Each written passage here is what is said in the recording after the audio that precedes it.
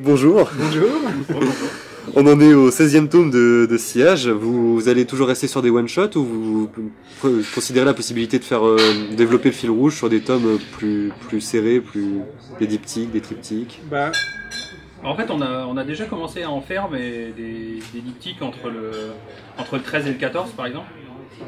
Mais en fait, ce qu'on veut, c'est que même si c'est une sorte de diptyque, chaque album est un univers particulier. C'est-à-dire l'histoire, elle va se continuer, mais à chaque fois dans un univers spécial pour qu'à chaque album soit quand même un monde particulier, que les gens puissent se souvenir dans quel monde ça se passe. Mais l'histoire, elle peut continuer grâce à des petits artifices. Et celui qu'on est en train de faire là, le 17, il y aura pareil une fracture, mais l'histoire elle continuera dans le 17.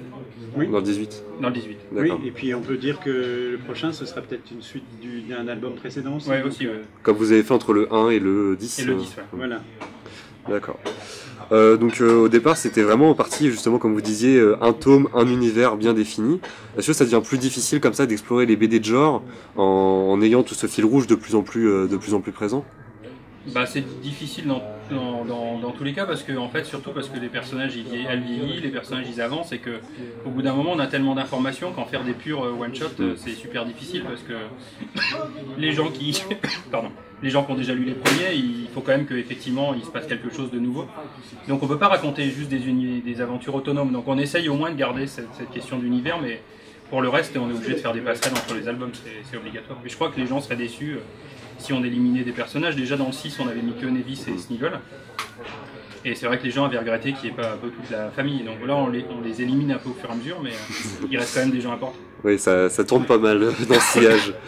Il y a des gens encore que vous aimeriez bien vraiment explorer avec ce personnage de Nevis? Il y a beaucoup de genres parce que finalement même certains albums sont pas forcément graphiquement représentent un univers particulier comme on peut le trouver facilement avec l'Heroic Fantasy dans le tome 4 mais qui vont plus être dans la narration, plus proche d'un polar ou d'un film d'espionnage par exemple, comme on avait dans Infiltration, qui était plus à la fois préparer un casse et c'était le terrorisme, donc c'était plus monté comme un thriller, même si l'environnement il restait sur Sillage, sur l'univers de Sillage, parce que c'est vrai qu'on a toutes les planètes annexes où on peut facilement développer un univers de western, d'heroic fantasy, et suivant leur stade d'évolution, on peut avoir des univers complètement différents. Mais on a aussi le convoi qui lui-même est un décor tellement large qu'on peut se permettre de faire plusieurs albums. À chaque fois, on découvre une nouvelle facette du convoi, de nouveaux peuples qui eux-mêmes sont un petit monde à l'intérieur du convoi. Donc c'est ce qui est intéressant aussi. Vous refusez de toute façon à réfléchir en termes d'Astérix, un à l'intérieur, un à l'extérieur? Non, on réfléchit plus en termes d'évolution du personnage. C'est-à-dire les albums après, par rapport à ce qu'on veut raconter, ils vont se passer soit sur une planète, soit c'est plus cohérent que ce soit sur le convoi, comme là, le dernier, puisqu'on a une menace qui est directement sur le convoi lui-même, la totalité du convoi spatial, donc c'est intéressant. Navis commence à avoir vécu pas mal de tragédies album après album. Avec le rythme crescendo qu'on voit, enfin les personnages qui tombent autour d'elle, c'est possible qu'elle puisse vieillir, on puisse avoir. Est-ce qu'elle peut vivre vieille? Oui, bien sûr. C'est même, je pense, que c'est la suite logique de la série, et on doit tous y passer un jour. Donc Nevis aussi n'est pas immortel. Au début de la série, dans les interviews, vous évoquiez l'opportunité justement qu'elle ne finisse pas. La série, c'est toujours quelque chose d'envisageable dans l'univers du Sillage aujourd'hui? Parce que nous, en fait, on connaît la fin depuis le début, parce qu'on était persuadés qu'on avait à peu près tous les éléments pour que la série marche pas quand on a commencé, donc on pensait en faire 3, donc on connaît la fin, et la fin n'a pas changé. Donc je peux pas dire quelle est la fin, mais c'est vrai que si ça peut continuer avec quelqu'un d'autre, mais on n'en est pas encore là. D'accord. Navis, justement, avec toutes les tragédies qu'elle vit, c'est un personnage de plus en plus affirmé. Elle va pas finir par vous échapper à vous aussi? Ça va pas devenir de plus en plus difficile de lui faire prendre certaines décisions, sachant tout le passif qu'elle a? Si d'autres auteurs reprennent la série, elle va nous échapper. Oui. Mais là, pour l'instant, elle fait ce qu'on lui dit. Finalement, elle n'a pas le choix. Non, enfin, nous échapper, non. Enfin, moi, c'est différent parce que c'est pas.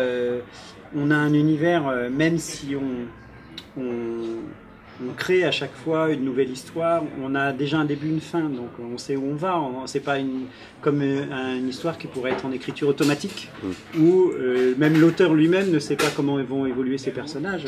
C'est aussi un style d'écriture qui est intéressant. Mais dans ce cas précis, même si on ne connaît pas tous les albums qui vont aller du premier au dernier, on ne connaît pas toutes les péripéties, on sait à peu près ce qu'on raconte. Donc je pense que le personnage, il ne peut pas nous échapper. On a quelques jalons, et puis c'est vrai qu'il y a des fois on a été patient, parce que je vois entre guillemets, la révélation du tome 15 qui est un peu expliquée dans celui-là, le 16, c'est une idée qu'on a depuis la fin du tome 3. Bah, du coup, oui. Donc on a mis 12 ans à la faire, même si on l'avait déjà évoqué dans un bouquin qui s'appelait Le Collectionneur. On a attendu 12 ans pour pouvoir enfin mettre cette idée dans un album, c'était long. Hein. Bah, encore même dans le collectionneur, c'était assez en filigrane, c'était pas... Oui, mais nous on savait déjà, donc c'était vraiment... il y a déjà la scène où ça se passe, on la voit dans le tome 3, donc c'était déjà dans notre idée, donc c'est vrai que ça a mis du temps. Alors, c'est intéressant d'ailleurs d'avoir mis des jalons, des choses que nous on prépare pour la suite. Et finalement après on a d'autres idées qui viennent temporiser un peu ce qui aurait pu être une suite directe. Et finalement de voir comment ces jalons, ces petits trucs qu'on a mis nous sont interprétés par les lecteurs, ça c'est intéressant par exemple. Où ils ont tout à fait une autre vision et ils interprètent ça tout à fait différemment, c'est assez drôle. Et comment ils en discutent un peu, ils noient eux-mêmes le poisson. Donc on garde un effet de surprise alors qu'on s'attendait à ce que ce soit évident des fois. Vraiment quoi, et finalement non. Nous dans le collectionneur, ouais, on pensait que c'était évident, l'enfant et tout, mais bon. Voilà. Au contraire. Bah tant mieux, oui. Tant mieux. Oui, non mais tant mieux, je trouve que c'est bien parce qu'on garde quand même cet effet de surprise malgré les petits jalons qui sont posés.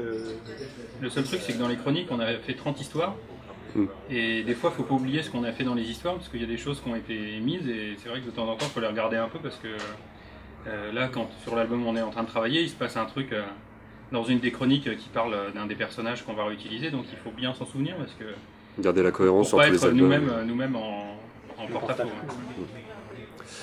C'est difficile de dire au revoir à des personnages. Non.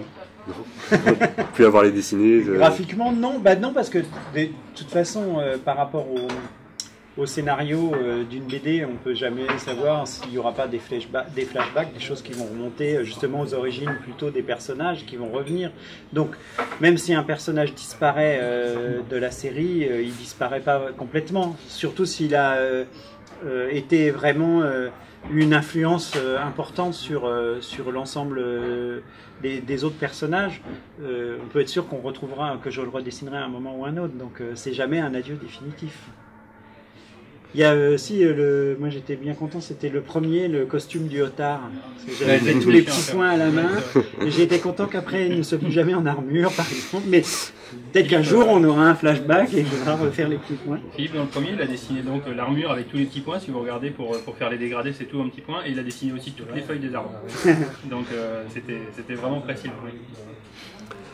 Comment ça se passe le travail entre vous deux? Vous vous retrouvez toujours au Japon pour travailler? Bah non, plus maintenant. C'est fini? On est tous rentrés. Non, on est en France tous les deux, donc on se retrouve en France. D'accord. Ça facilite? On est dans la même ville encore. Ouais. D'accord.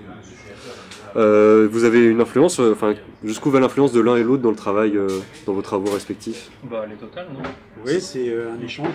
C'est un échange. Tant sur le scénario que sur le développement. On voit la balle, comme là par exemple, j'avais des pages, et puis une idée m'est venue dans le train, donc j'en ai reparlé, et puis c'est ce qui est intéressant, quoi.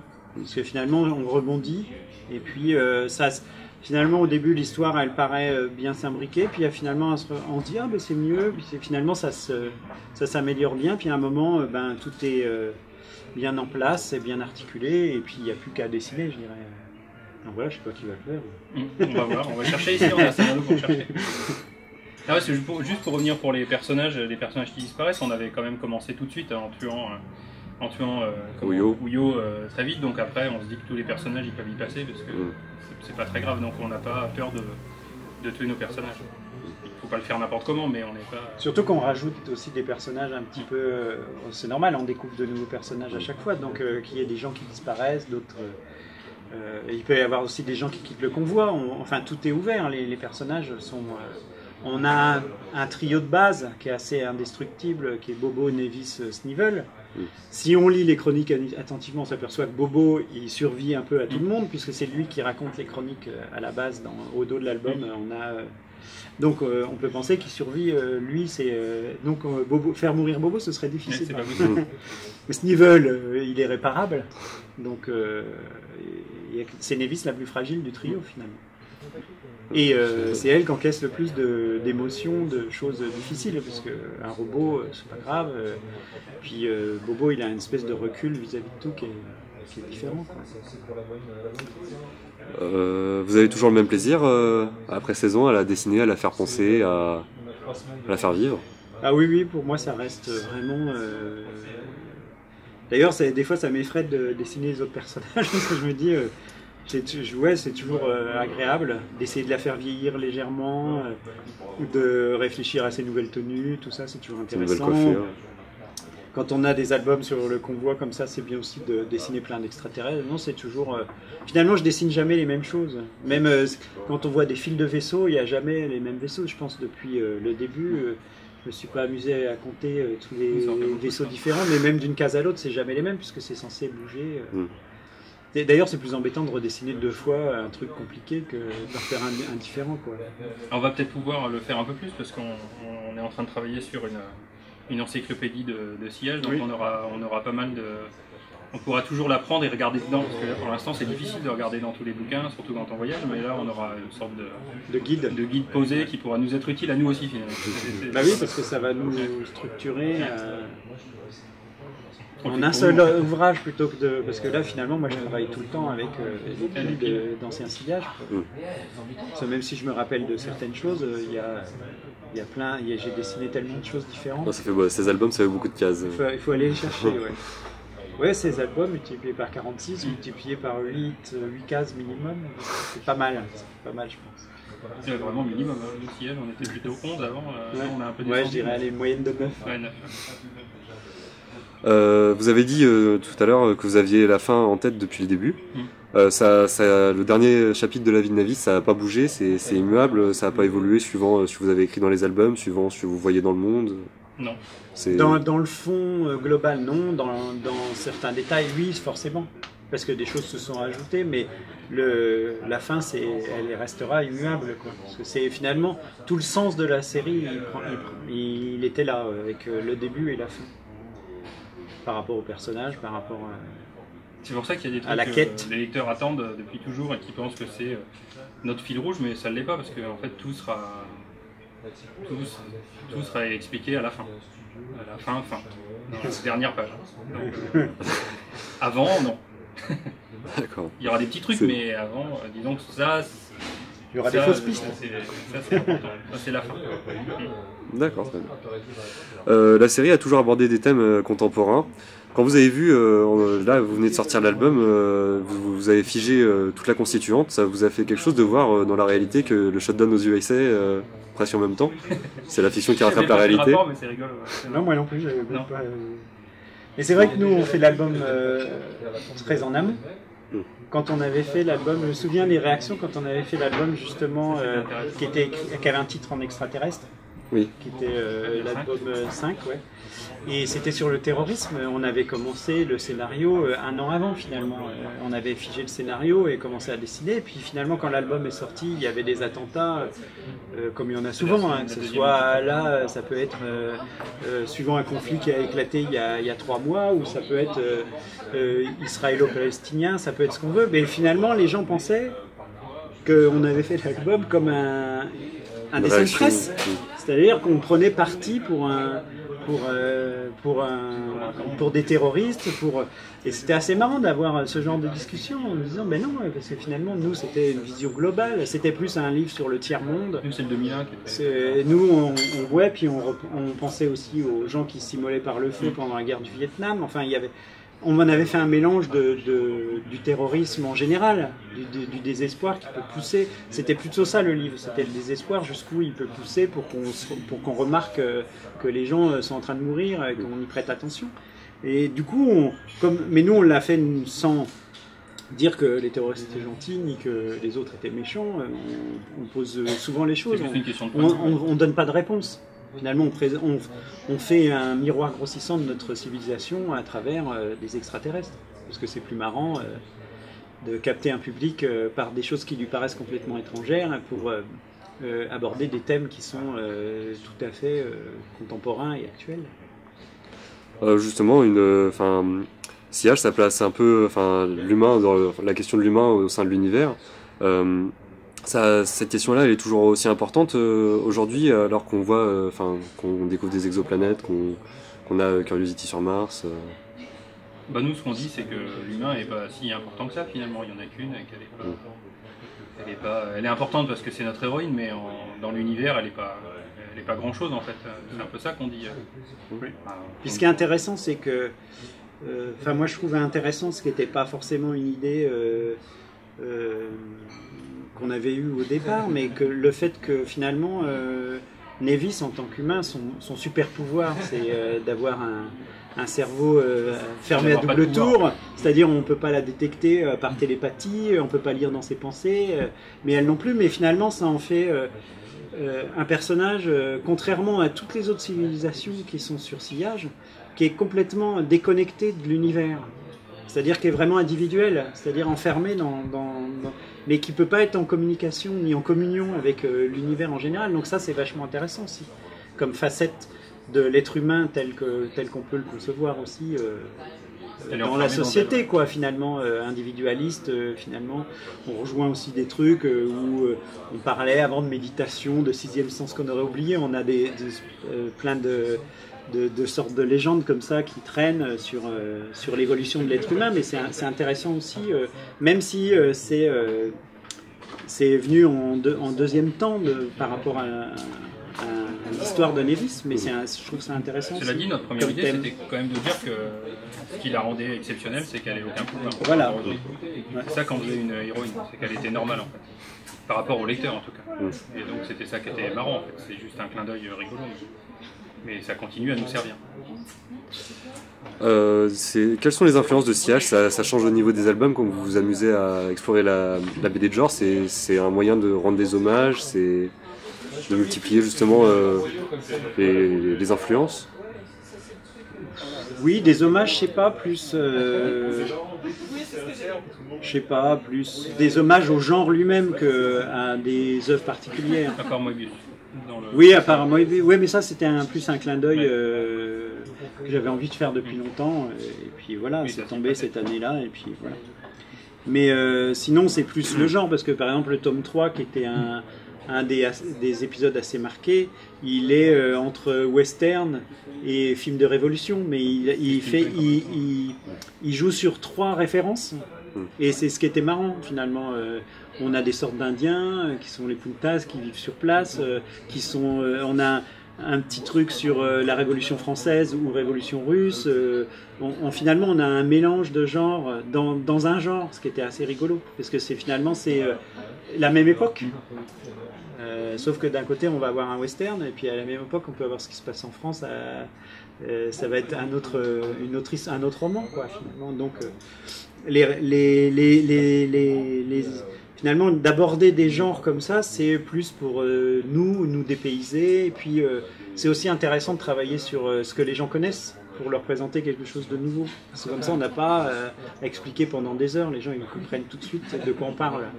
Donc on peut se concentrer sur l'histoire et pas forcément expliquer pendant des heures comment la planète elle marche avec les plantes qui se lèvent à telle heure, les insectes qui éclosent. Enfin, on peut créer des mondes, mais je trouve que c'est quelque chose qui passe bien en roman pour inventer un univers complètement personnel.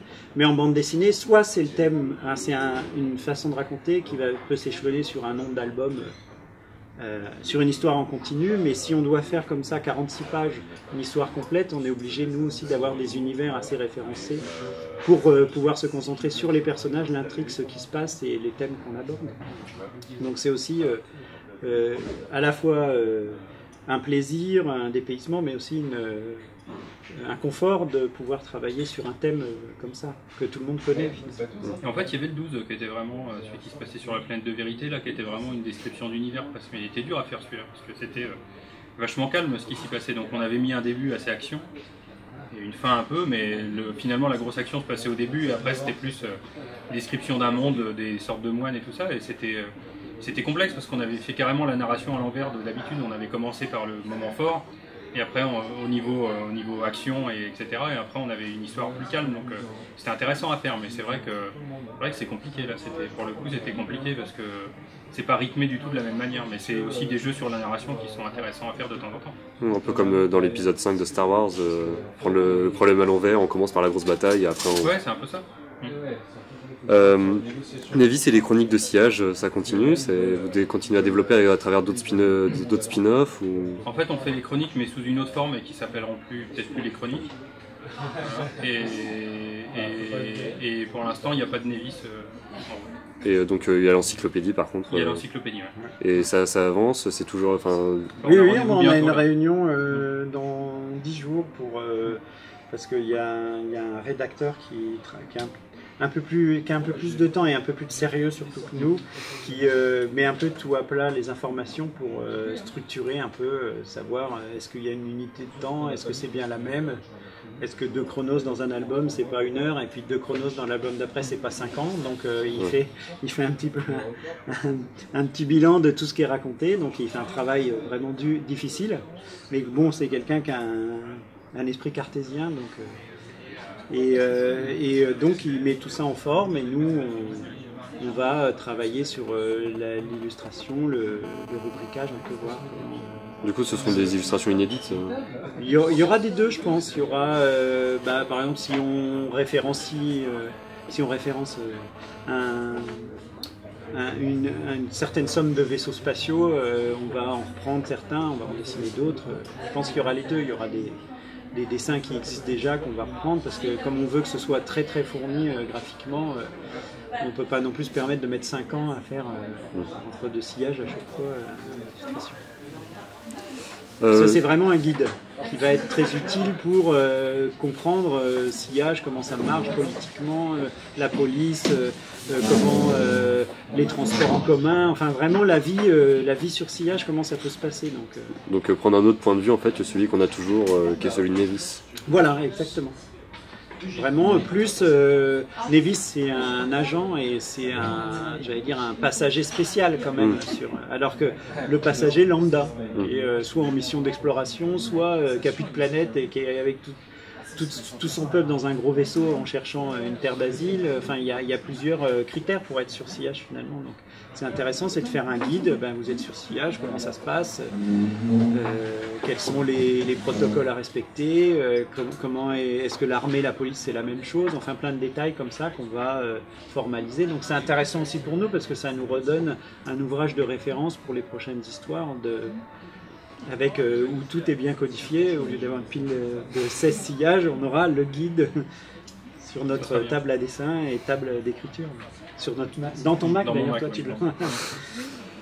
Vous avez des projets d'adaptation de séries ou de jeux vidéo, parce que c'est un sillage, aujourd'hui le space opera c'est quelque chose qu'on retrouve pas mal en jeux vidéo par exemple. Non. Ça reste de la BD. On a eu des velléités de choses, mais ça s'est jamais concrétisé. Et aucune intention de votre part? On a eu des velléités de choses, mais il y a eu aussi des fois des prétentions, des fois des contrats qui étaient projetés, qui nous privaient un peu de notre créativité sur la suite de la série, donc c'était non. Je pense que c'est différent quand la série est terminée d'avoir des propositions où, j'allais dire, on s'en moque, parce que la série est terminée, elle se vendra en tant que fonde chez l'éditeur, mais l'histoire elle est bouclée. Alors que là, si on a des propositions, on nous dit oui, mais si on fait une série télé, qu'il y a des épisodes et que les scénaristes ils écrivent des trucs, nous on n'a pas le droit d'utiliser. Alors que si on avait eu la même idée, mais eux ils l'ont fait, on n'a plus le droit de la faire, donc c'était non, quoi. Nous on veut continuer, on fait de la BD.